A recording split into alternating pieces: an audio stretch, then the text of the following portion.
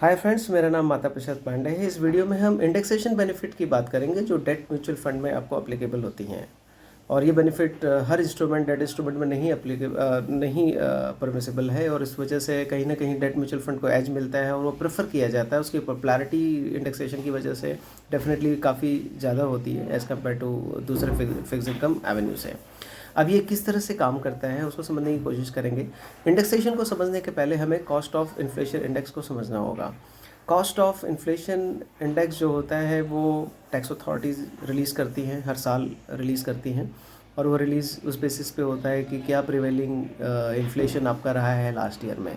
जितना ज़्यादा इन्फ्लेशन रहेगा उतना ज़्यादा आपका CI नंबर बढ़ के आएगा और उतना बेनिफिट इंडेक्सेशन का आपको मिलेगा।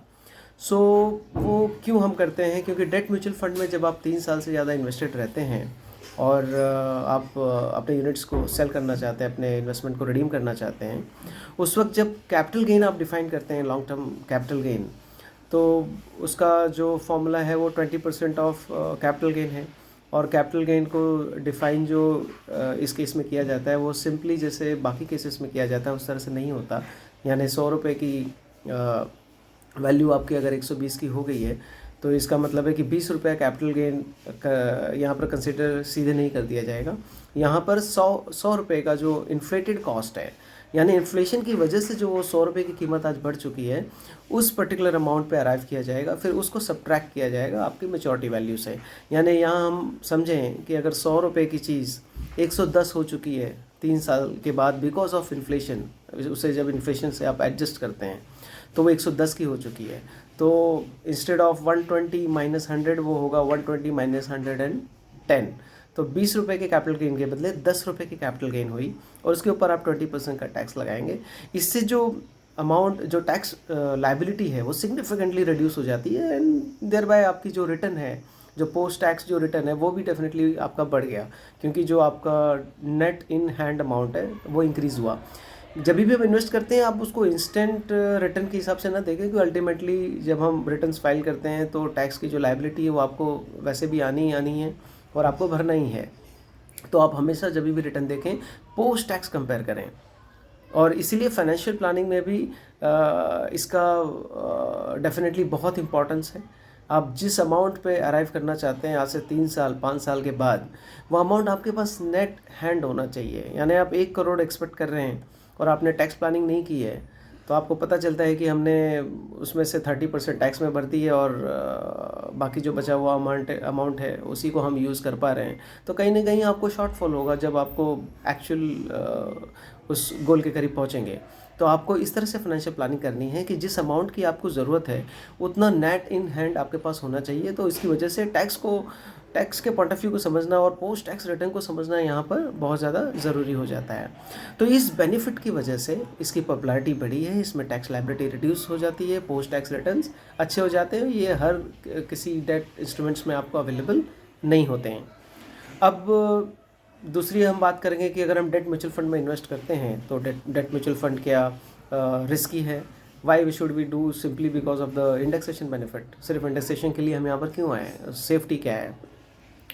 सो यहाँ पर हम कहेंगे कि सारे कैटेगरीज़ में, चाहे वो बैंक FD हो, कॉर्पोरेट FD हो, डेट म्यूचुअल फंड हो, ये सारों में ऑर्डर बना हुआ है सेफ्टी का। बिकॉज लाइक बैंक्स की भी बात करें तो उसमें भी कुछ वीकर बैंक्स हैं, कुछ स्ट्रॉन्गर बैंक्स हैं। जो स्ट्रॉन्गर बैंक्स हैं वो उनकी FD की रेट कम होती है, जो वीकर बैंक्स हैं वो रेट ज़्यादा देते हैं। सेम बॉन्ड्स के लिए अप्लाई होता है, सेम म्यूचुअल फंड्स के लिए अप्लाई होता है कि अगर कोई पर्टिकुलर म्यूचुअल फंड की स्कीम्स डेट म्यूचुअल फंड में लगातार अच्छे रिटर्न दे रही है, that doesn't mean that is a good scheme only because of the जिस तरह से उसे मैनेज किया जा रहा है। क्योंकि डेट इंस्ट्रूमेंट में आपको क्रेडिट रिस्क डेफिनेटली बड़ा सब्सटैंशियल पार्ट प्ले करता है, और रिटर्न्स आपको या कूपन्स आपको किसी पर्टिकुलर बॉन्ड्स में आपको ज़्यादा मिल रहे हैं, तो इसका मतलब है कि आपको एनालाइज करने की ज़रूरत है कि वो ज़्यादा रिटर्न वो बॉन्ड, वो पर्टिकुलर NCD क्यों दे रही है। तो उसको डेफिनेटली एनालाइज करने की ज़रूरत है। और पास्ट में हमने देखा है म्यूचुअल फंड को ओवरनाइट स्कीम्स को बंद करते हुए because of some in a unfortunate situation, जब लिक्विडिटी प्रेशर आती है और आपके इंस्ट्रूमेंट लिक्विड नहीं है, हाई कूपन बॉन्ड्स हैं, तो आपको उन्हें सेल करना डिफ़िकल्ट हो जाता है और फिर they had to kind of wind up the schemes. तो हमें इस तरह की चीज़ों को अवॉइड करना है, और इस तरह की प्रॉब्लम हर कैटेगरी में होती है। ये सेफ़ है या वो सेफ़ नहीं है, ये डेफिनेटली हम इस तरह से डिसाइड नहीं कर पाएंगे। चाहे बैंक हो, चाहे बॉन्ड हो, चाहे डेट म्यूचुअल फंड हो, हमें उसे एनालाइज़ करना होगा। हम अपने एंड से भी एनालाइज़ करें, हमारे पास फाइनेंशियल एडवाइज़र हैं, आप उनकी हेल्प लें, उनसे समझने की कोशिश करें, उनके पास इन्फॉर्मेशंस हैं, वो पर्टिकुलर बॉन्ड पे अगर आपको इशू है उसकी रेटिंग रैशनल प्रोवाइड करेंगे, उस रेटिंग का रैशनल प्रोवाइड करेंगे कि भाई ये रेटिंग क्यों है। अगर आप कन्विंस्ड हैं कि ये रेटिंग इस बेसिस पे जस्टिफाई करती है तो ठीक है, अगर नहीं जस्टिफाई करती है तो डेफिनेटली आप अपना डिसीजन लें and don't invest into that scheme. Because ultimately हमको ये समझना है कि वो अगर क्रेडिट रिस्क किसी भी पर्टिकुलर डेट फंड में है तो बिना जाने, अगर हम जान के कर रहे हैं तो अलग बात है, बट बिना जाने नहीं करना चाहिए। वो फिक्स इनकम में लोग आते ही इसलिए हैं कि उन्हें सेफ रिटर्न चाहिए, स्टेबल रिटर्न चाहिए, अदरवाइज रिस्क तो इक्विटी में भी है, वो नोन रिस्क है। बट डेट में जो क्रेडिट रिस्क है वो कई बार अननोन होता है, आपको पता नहीं चलता। तो इसके लिए जो डेफिनेटली स्कीम वही देखें जहाँ पर हाई क्वालिटी पेपर हो। और जब हम हाई क्वालिटी पेपर की बात करते हैं तो सिर्फ हम रेटिंग की बात नहीं करते हैं, क्योंकि हमने कई A1+ और AAA को डिफ़ॉल्ट होते देखा है इन नो टाइम। तो आई थिंक यहाँ पर हमें कॉर्पोरेट गवर्नेंस की बात ज़्यादा करनी चाहिए कि प्रमोटर्स का बैकग्राउंड क्या है, उनकी हिस्ट्री क्या है। ये चीज़ें जो है ज़्यादा इंपॉर्टेंट हैं अपार्ट फ्रॉम द रेटिंग तो देखना ही है। We don't have to take much exposure to the low rating paper, लेकिन उस हायर रेटिंग पेपर में भी अलग अलग कैटेगरीज हैं, depending on the history of the company, the promoter background. उन चीज़ों को एनालाइज करते हुए with the help of the financial adviser फिर आप डिसीजन लें। अच्छे स्कीम में इन्वेस्टेड रहें, जहाँ पर आपको लगे कि क्रेडिट रिस्क नहीं है, उसी में इन्वेस्ट करें। फिर दूसरी बात आती है ड्यूरेशन रिस्क की, जिसको हम इंटरेस्ट रेट रिस्क भी कहते हैं। यानी ज़्यादा ड्यूरेशन होगा तो उसमें इंटरेस्ट रेट सेंसिटिविटी ज़्यादा होती है, यानी इंटरेस्ट रेट का कम होना और ज़्यादा होना, उसका इम्पैक्ट उस पर्टिकुलर पोर्टफोलियो में ज़्यादा होता है। तो कॉन्सिडेंटली हम अभी fag end of the rate hike पे हैं, सो काफ़ी स्वीट स्पॉट हो गया है किसी को अगर एंटर करना है इस पर्टिकुलर टाइम पे। तो विजिबिलिटी कहीं ना कहीं पहले से बेटर है कि 25 बेसिस पॉइंट की जो हाइक है वो समहाउ एक्सपेक्टेड है in the next policy.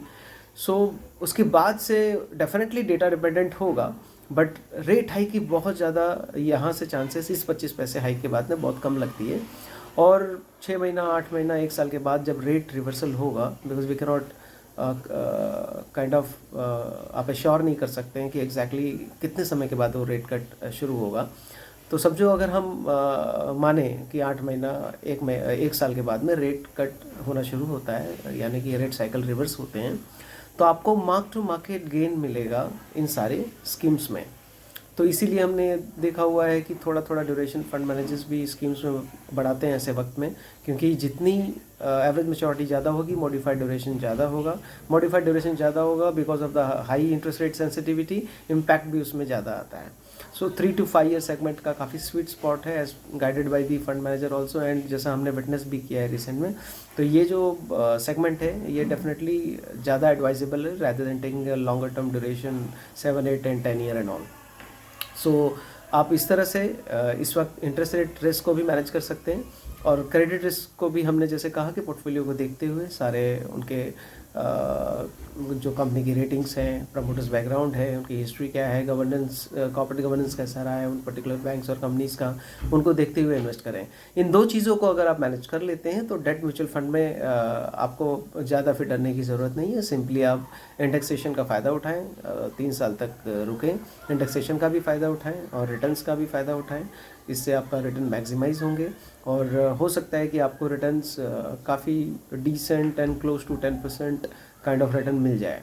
So definitely काफ़ी चीज़ों पे डिपेंड करेगा, बट इट मेक्स सेंस कि एलोकेशन जो पहले काफ़ी कम था डेट में, अब यहाँ से थोड़ा सा फिक्स इनकम में एलोकेशन बढ़ाने की ज़रूरत है। बेटर जगह पे हम प्लेस्ड हैं इस वक्त in order to get a good post tax returns, चाहे वो हाई इन्फ्लेशन की बात करें, चाहे राइजिंग इंटरेस्ट रेट की वजह से जो ITM सारी स्कीम्स का बढ़ा हुआ है उसकी बात करें। So a good time to enter into debt mutual fund और capitalising on the benefit of the indexation जो हमने आपको एक्सप्लेन किया। I hope debt mutual fund में इन्वेस्ट करने के जो रिस्क हैं और किस तरह से उसको आप मिटिगेट करते हैं, और इंडेक्सेशन का बेनिफिट आप उसमें कैसे लेते हैं, कब लेते हैं, कैसे अप्लाई करता है, इंडेक्सेशन क्या है, कॉस्ट ऑफ इन्फ्लेशन इंडेक्स क्या है, inflated cost of the purchase cost क्या है, और वो किस तरह से आपके पोस्ट टैक्स रिटर्न्स को बढ़ाता है। इस पर कुछ क्लैरिटी मैं आपको दे सका हूँ। अगर फिर भी कोई डाउट या कोई भी आपको क्वेरी हो, आप डेफिनेटली बताएं, फीडबैक दें, सजेशन दें। कोशिश करेंगे उसको सारे क्वेरीज़ को सॉल्व करने की और सारे सुझाव को भी लेने की। इस वीडियो को और ज़्यादा इन्फॉर्मेटिव बना जाए और कोई इन्फॉर्मेशन जो आप चाहते हैं उसको ऐड किया जाए। Thank you so much for the patient listening.